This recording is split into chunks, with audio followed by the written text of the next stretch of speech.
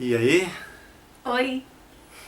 segunda-feira, conforme a gente já tinha previsto, a gente não trabalhou ontem do bingo, né? Tiramos o dia de folga do NaNoWriMo, por isso a gente ainda manteve a mesma contagem de palavras da semana anterior, né? Da primeira semana. Então, em que pé que estão as coisas hoje? Hoje a gente vai tirar, né, a protagonista do mundo comum para um mundo especial. É uma passagem complicada, principalmente nessa escrita louca, né? Mas a gente já tem uma ideia, né, desse mundo especial, então agora é só tentar escrever essa passagem da melhor maneira possível. Isso, porque a nossa personagem ela sai do mundo comum para o mundo especial, mas é uma maneira mais lenta, né? Não é uma coisa que se faz, que se passa de uma cena para outra, vamos dizer assim, né? É uma coisa que ela vai descobrindo devagarzinho até ela aterrissar no mundo especial onde ela vai precisar agir, né? Então é nisso que a gente está trabalhando no momento, né? Nós dois hoje ficamos fora o dia inteiro, né? Trabalhando, chegamos em casa agora, são 6h30. Então a gente ainda vai ajeitar muita coisa aqui antes de sentar para poder. A gente vai comer alguma coisa e tudo até sentar para trabalhar. Então a previsão aqui hoje gira em torno de umas 1.500, 2.000 palavras também, né? O que está dando a nossa média, a gente tem que recuperar a média de ontem, né? É. Mas tá tudo nos conformes, a gente não tá tão cansado assim, né? Ainda é o começo da semana, então ainda dá E pra. dependendo de como acontecer, amanhã a gente pode falar um pouco sobre isso, né? Sobre essa Transição. transição, como a gente faz, né? Ou como a gente vai fazer, né? Isso aí. E é essa história em especial. Uhum. É isso. Primeiro vídeo da segunda semana. Isso aí. Né? Tchau, gente. Terça-feira, 9h26 da noite. A marca do NaNoWriMo está em 14.258 palavras, ou seja, tiramos já o que a gente tinha perdido no domingo, mas estava dentro da previsão, a gente sabia que por enquanto a gente ainda está com fôlego para trabalhar bem, né? Então ali o que a gente precisa fazer por dia para poder terminar a tempo são 1.554 palavras. Bem menos do que a média que a gente tem conseguido fazer, né? Relatório de terça. Ontem, depois do vídeo, a gente continuou trabalhando um pouquinho e a gente conseguiu ultrapassar aquela parte da transição do mundo comum para o mundo especial. Né? A nossa protagonista já está ambientada nesse cenário que a gente estabeleceu para ela, já teve alguns encontros, começaram os testes, ela começou a fazer aliados, começou a fazer inimigos. E agora é a hora da gente começar a desenvolver as características da personagem em choque com as situações que a gente vai colocar para ela resolver, né? Então essa é uma parte divertida, uma parte interessante de qualquer história. Pelo menos para mim, é a hora que eu mais me empolgo em escrever, né? Porque a gente no primeiro ato a gente faz a apresentação do personagem e estabelece uma série de características e traços da personalidade, como a gente até já tinha falado. E no segundo ato é a hora de confrontar essas características com as provações, com os testes que ele vai passar, né? Que o personagem vai passar. Então é uma hora interessante para a gente ver as falhas do personagem, aquilo que ele vai precisar melhorar, né, ou aquilo que ele tem de bom. E nisso a história vai se desenvolvendo. Né? Então é esse o ponto que a gente está no momento. A gente está no comecinho do segundo ato. Então a gente já estabeleceu a apresentação do personagem, o mundo comum, teve o chamado aventura, já teve a transição, já está vivendo o conflito que a gente pensou para a história. E no viver o conflito, ele começa, ela no caso a nossa personagem é uma menina, ela começa a usar as características dela, né, aquilo que a gente deu para ela no primeiro ato, para vivenciar a aventura que a gente planejou. Esse é o pé da história por enquanto, né? A gente hoje não vai trabalhar até muito tarde, né? Hoje, pelo menos para mim, foi um dia bem pesado. Eu tive 2 reuniões, dei aula e tudo, mas dá para seguir mais um pouquinho, são 9h30 ainda, e aí amanhã a gente volta falando mais detalhes do andamento da obra. É isso. Mais um dia. Mais um dia. Isso. Como é que estamos? Hoje nós já colocamos as palavras. Já fizemos a contagem até agora. Né? Aí talvez a gente não sabe ainda se vai continuar trabalhando daqui para frente, que a gente tem um livro novo para mexer. Né? Mas até agora, né, que a gente conseguiu dar uma pausa para gravar o vídeo, nós estamos em 15.359 palavras. Isso, dia 9. Isso. A gente resolveu dar uma parada agora porque a gente atingiu mais ou menos a média do que precisava. Então, se a gente voltar a escrever hoje é lucro. Né? Mas de qualquer maneira a gente já está dentro do estabelecido. É isso. Certo? Vamos falar um pouquinho sobre o desenvolvimento, essa coisa do mundo especial, né? Da protagonista. Isso. Ontem eu tinha registrado aqui, né, que a gente está trabalhando agora no começo do mundo especial, né, quando a protagonista começa a aprender as regras, né, e o que está acontecendo no mundo especial, e ela está usando as características dela para lidar com tudo isso. Quando a gente começou a história, nós nos preocupamos com as fraquezas, os sonhos da protagonista, né, o que deveria ser desenvolvido e evoluído ao longo da história, né? Isso. E o que acontece, né? Nessa parte do segundo ato, que a gente está encaminhando para metade do segundo ato, né? A gente precisa de obstáculos, de testes, né? Para poder a protagonista se mostrar. Isso. Eu só queria abrir um parênteses. A correria está fazendo com que a gente ainda não pense muito na subtrama. Isso é uma coisa Aquelas interessante. Histórias, né? O que é a subtrama, né? Aquelas histórias que acontecem paralela à história principal, mas que vai ajudar né, na história principal, mas que nós não estamos tendo tempo de trabalhar esses personagens ainda. É isso, né? Por enquanto, assim, a gente está correndo para terminar a jornada da protagonista. Se sobrar tempo, ou se um dia a gente tiver, né, uma inspiração e tal, a gente volta e desenvolve um pouco as subtramas, porque as subtramas elas acabam reforçando o tema da história, né? E o que a gente aprende no NaNoWriMo é isso mesmo, que não tem como, é impossível, pelo menos para nós, trabalharmos um livro em si, todo dele, desde a estrutura até finalizar a história e pensar assim, poxa, conseguimos pegar tudo que queríamos e escrever. Não dá, isso é inviável. Isso, eles próprios falam isso no NaNoWriMo, né, que o mês de dezembro é o mês da revisão. Né? Então quem escreve a história assim, de uma tacada só em novembro, usa o mês de dezembro para revisar, para retocar, para aprofundar alguma coisa que poderia ter resolvido melhor. A né? parte do cenário que a gente estava vendo hoje. Isso. Né? Às vezes uma descrição melhor, né? Ou às vezes a gente perdeu muito tempo numa parte que depois, em retrospecto, a gente vai ver que não precisava daquilo tudo.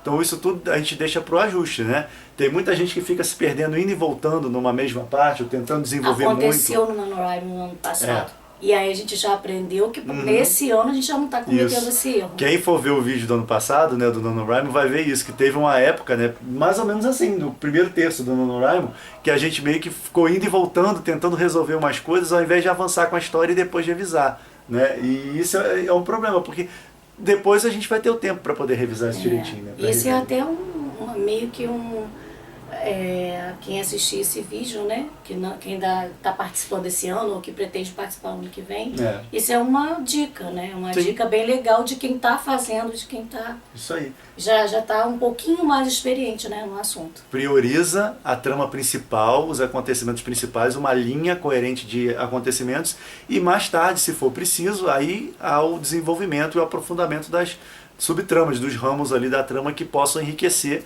né, e contribuir para a história ficar melhor. Exatamente. Era o que a gente tinha que dizer para hoje? Acho que era. Se faltou, a gente conta amanhã. Isso, tem amanhã ainda. Então tá. Tchau, galera. Tchau. Oi. Oi. Dia 10. Dia 10, isso. São 20 para as 7. Mas qual era o papo mesmo? O papo? Então, o papo era sobre descrições. NaNoWriMo. Descrições do NaNoWriMo. Não, e descrições do livro novo também. Hoje a gente trabalhou no livro novo, né? Não pode deixar de lado, né? E trabalhamos no NaNoWriMo também. E também estamos fazendo a arte da capa de uma autora muito querida nossa. A gente é muito trabalho. Então a gente tem essa arte de capa para fazer, que a gente quer fazer caprichado, né? É isso aí. E agora a gente parou um pouquinho para poder fazer o registro do dia do NaNoWriMo. Então o papo hoje, mesmo com o livro novo, foi sobre descrições, né? De um jeito ou de outro. Não é isso? E o que é relativo a descrições a gente pode falar? Com o que a gente estava lutando agora mesmo? Bom, cenário. Isso. A gente estabelece um novo cenário, o personagem muda de ambiente e a gente fica empolgado e quer descrever esse cenário loucamente, só que muitas vezes não fica muito bom um bloco de descrição isolado da ação. Né? Então às vezes é legal voltar e tentar associar a descrição aos pouquinhos conforme o personagem for se desenvolvendo, for agindo. O bacana mesmo é manter um pouquinho de contextualização com ação e reação. Isso. Né? Misturar, porque se você concentra só contexto, uma cena só, fica realmente maçante.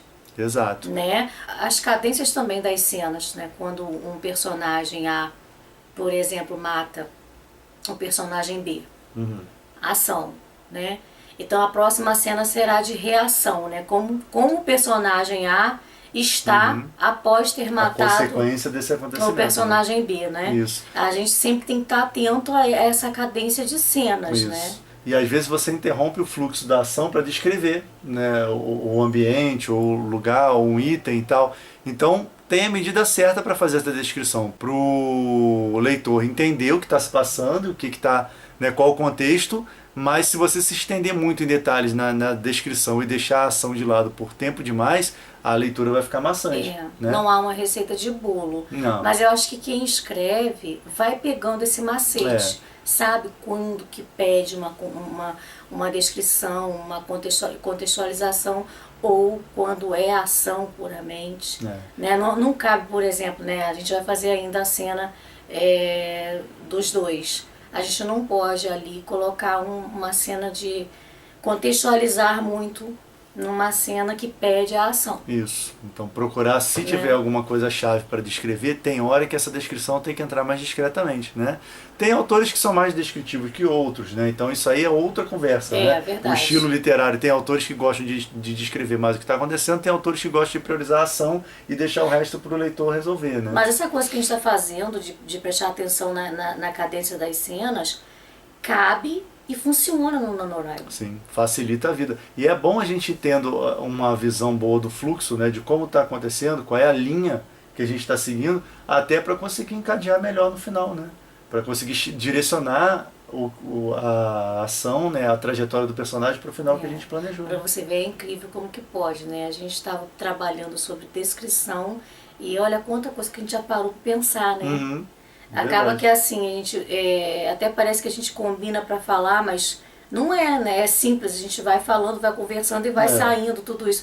Eu acho que a gente deveria filmar todas as conversas que a gente tem, né? Por que não, né? Não que sejam todas legais, que todo mundo vai gostar, mas todas as vezes que a gente senta para falar sobre escrita, o papo sai e é legal porque a gente gosta. Isso. Às vezes tem autores passando por uma situação parecida e que só numa troca de ideias e tal a gente já consegue fazer. É verdade, é assim como a gente ajudar procura de alguma assistir maneira. os outros também. E, inclusive, hoje a gente tem que parar às 9 porque tem um webinário do André Bianco, do autor André Bianco, que a gente está inscrito, né? A gente já vai pegar umas dicas também. A gente ele vai fazer um para. webinário interessante hoje às 9, né?